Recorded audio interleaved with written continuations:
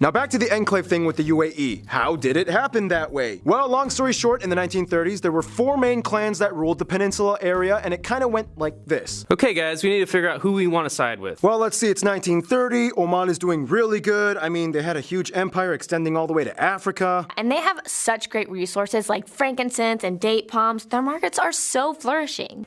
Yeah, and look at the Emirates. What do they have? Just some cheap fishing ports? Okay, it's settled. We're sticking with Oman because they are totally cooler and have way better fiscal security. I'm from the town of Nawa, and I have an allegiance to the Emirates. I can't go along with this. Fine, we'll build our territory around you, but don't come crying to us 50 years down the line when we get rich. I mean, we have the Strait of Hormuz. You're making a huge mistake. Yeah, we just had an oil boom, and Dubai just built the tallest building in the world, but hey, how's that Strait of Hormuz doing for you? Imagine Portugal is having a family reunion. You got the Brazilians dominating the conversation, Angola and Mozambique are off in the corner, and Cape Verde is joking around with Sao Tome and Principe. Then some random Asian dude walks in wearing a scarf, holding a guitar, and chewing on a betel nut. Welcome to the party, East Timor.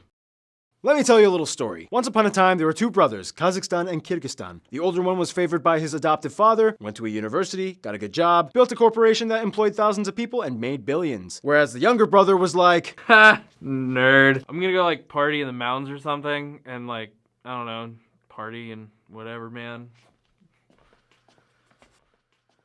and that's basically Kyrgyzstan. This is partially because after Suriname, it takes longer to register a new business here than anywhere else in the world, averaging out at 33 weeks. Oh man, carrot cake cream pies are totally blowing up on Instagram right now. Excuse me, sir. I'd like to register to open up a carrot cake cream pie bakery.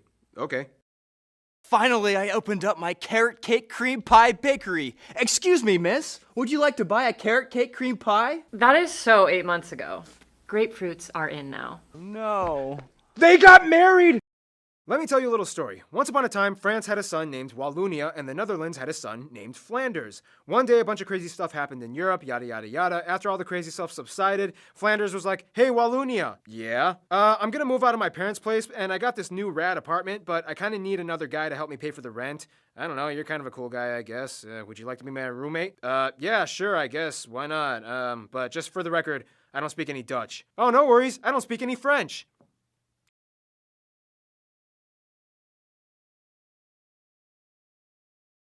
And that's how Belgium became a country, kind of.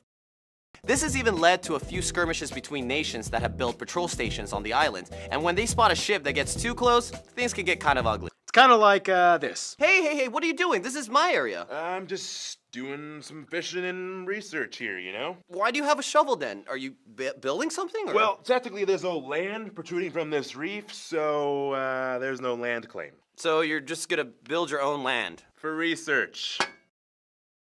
Which is how Russia and China and Cuba got involved and tried really hard to push communism on them. It was like... Okay, here are some weapons. We totally got your back, Guinea-Bissau. And if you have time, here is ideology manuscript. Oh, that is okay. I am happy with just the weapons. Oh, who else can I find to influence around here?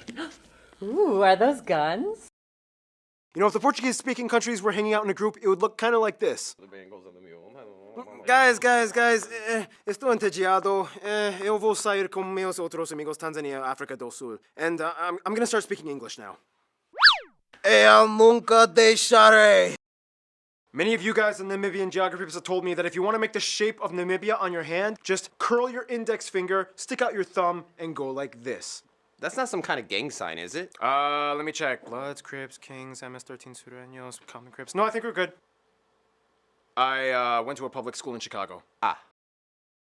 And finally, no shocker, we all know about those infamous Nigerian Prince 419 scams. Nigerians are sick and tired of hearing about it. They've heard all the jokes. You know the deal. Oh, what's this? Email with slight spelling and grammatical errors? Hello, good sir or madam. I am a totally real rich person from England. I'm a real sir, madam. I want to give you $4 million because I am dying, and it is my final wish that a good person like you should receive my inheritance. I just made $4 million. However, all my money is in a box guarded by my good friend in West Africa. That totally makes sense to me. It's so not suspicious. Therefore, all I ask is that you pay the shipping fee of $500 to send this box over to you. Pay $500 and make $4 million? It's so good and it's true. Sincerely, a totally real rich British person. Wait, first they said England, and now they say they are from British. Something doesn't make sense. Ooh, I'm the desert sands. Ooh, I'm gonna deforest you. Ooh. It's a plant. Looks like I better go home now. Stop deforestation. Woo!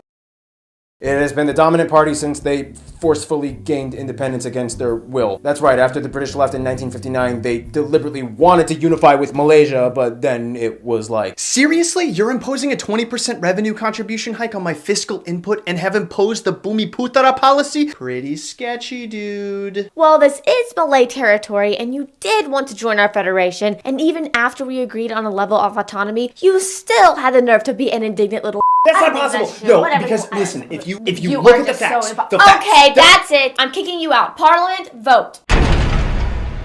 No! I just wanted to negotiate different terms. What are you doing? No! No!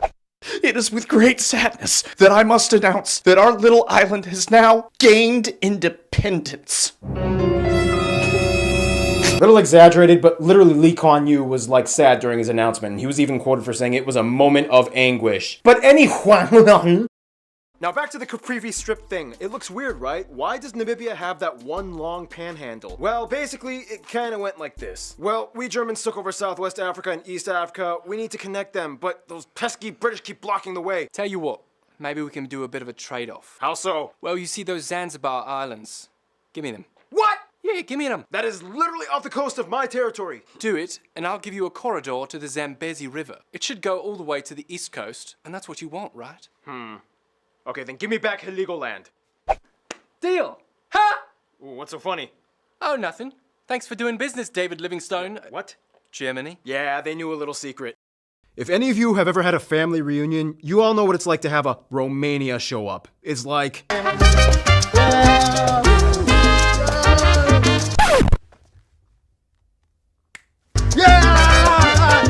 Yeah, it doesn't matter if you're in a cold, dark castle or a tropical beach with margaritas. If you're Latin, you're part of the family.